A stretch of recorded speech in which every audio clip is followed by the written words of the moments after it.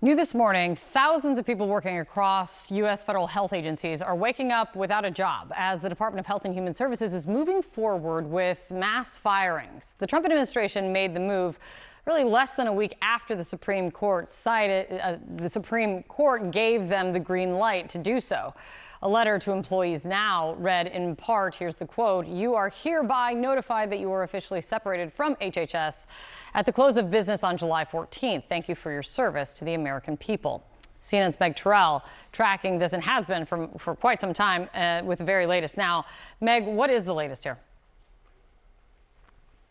Yeah, Kate, I mean, these are employees who were told April 1st for most of them that they were going to lose their jobs. This was part of a huge reorganization of the Department of Health and Human Services that the department said encompassed 10,000 employees who were going to be laid off. And that was on top of another 10,000 they said had already left voluntarily or were leaving voluntarily, bringing the size of HHS down from about 82,000 to 62,000. Now, this included about 3,500 employees from the Food and Drug Administration, 2,400 from the CDC, 1,200 from the National Institutes of Health, and 300 from the Centers for Medicare and Medicaid Services.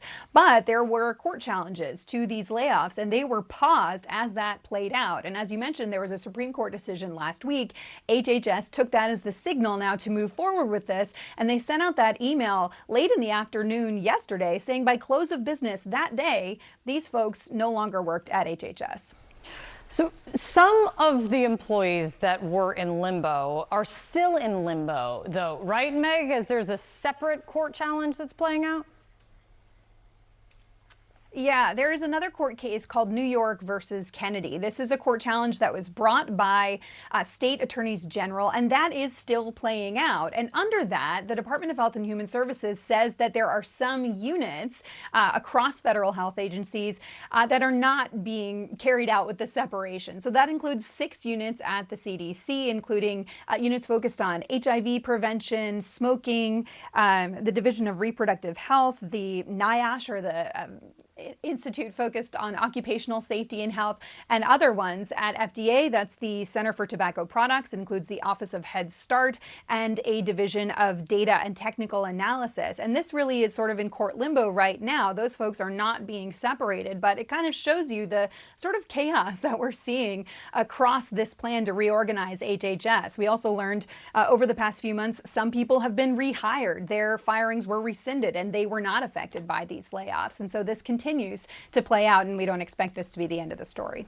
Oh, and more to come. My goodness. Meg, thank you so much. Today, President Trump is moving forward with his plan to dismantle the Education Department after the Supreme Court's conservative majority greenlit the mass firings he's been trying to carry out since he came into office.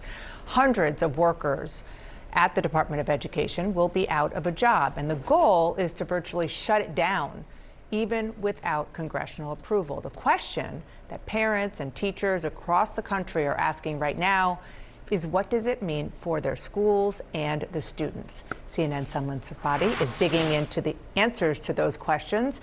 What comes next, Sunlen? Well, Dana, this is essentially a green light. All systems go for the department to start winding down the agency. That, of course, is President Trump's stated goal. And it's worth looking at the numbers. 4,100 workers at the start of this year at the Department of Education.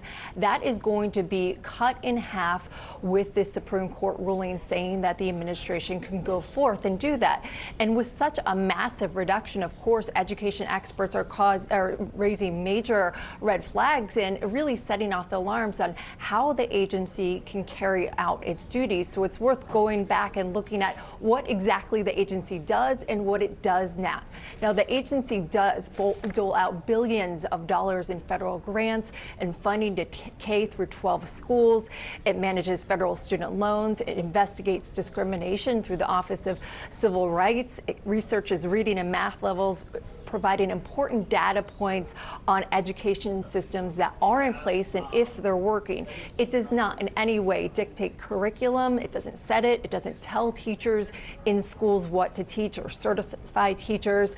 And it does not establish graduation requirements. Those are all set in school and local school boards at the state level. It's also worth remembering here, Dana, as well, that the Secretary of Education, Linda McMahon, she has been very clear that these reductions in staff, they're just one part of the larger changes she wants to see to the department.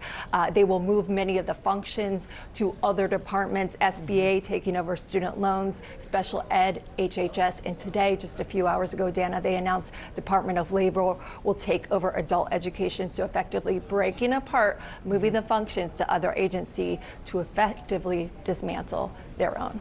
Yeah, I mean, she was literally nominated, and during her confirmation hearing, admitted that she was coming into this job at the department in order to help get rid of that department that she is now running. Thank you so much for breaking that down, Son. Appreciate it. And my panel is back now. You know, the Department of Education, we're going to talk broadly about the cuts across the board in a second, but the Department of Education is one of the most interesting because it's relatively new when you look at our government. It's only been in place since Jimmy Carter.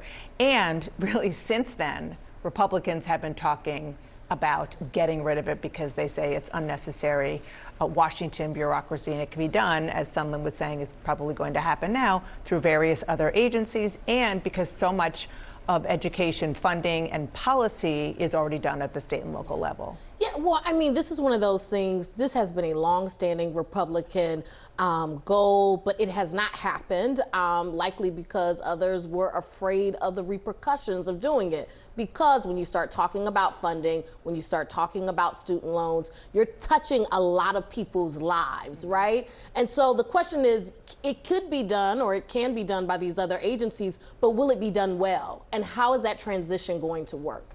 And so it's another example of, like, Republicans, they've caught the car now, like, how is it going to be in practice? And that's the problem. When funding doesn't go out the way it should, or when people's loans, something's not right with them, that's going to be in the hands of this administration. You can't point at anyone else. These are your decisions. And also, I don't want to lose sight of the fact that the Supreme Court did this. Yeah.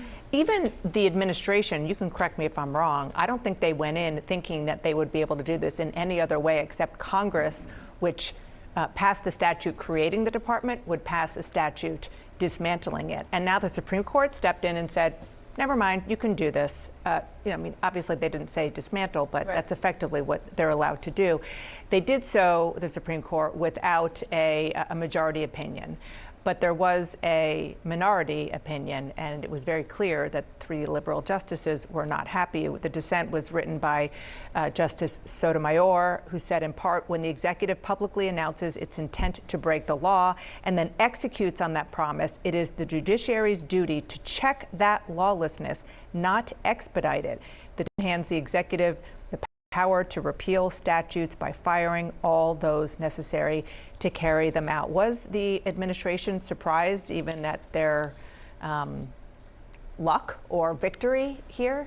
I don't know if surprised is the right word. I think that now it's actually kicked them into action in the sense that they were waiting this stuff out and weren't sure when or if it was going to happen. I think to your larger point, I mean, they have known since he was elected that a lot of what he was going to want to get done in terms of his agenda, which this is part of, was stuff that was going to have to eventually go through the Supreme Court. And they were confident that once it got past the lower courts, that he would be able to get his agenda in place and that the Supreme Court would rule in his favor, largely because he appointed so many conservative justices his last tenure in there. But I do want to say, I mean, I think to your point, I really couldn't agree with you more, which is that this now has turned into this, especially with the Supreme Court ruling, where they are actually having to act on it. And I think that it's really hard. You know, Democrats and Republicans think there are problems with the education system in America and with the Department of Education. Like, that's across the board.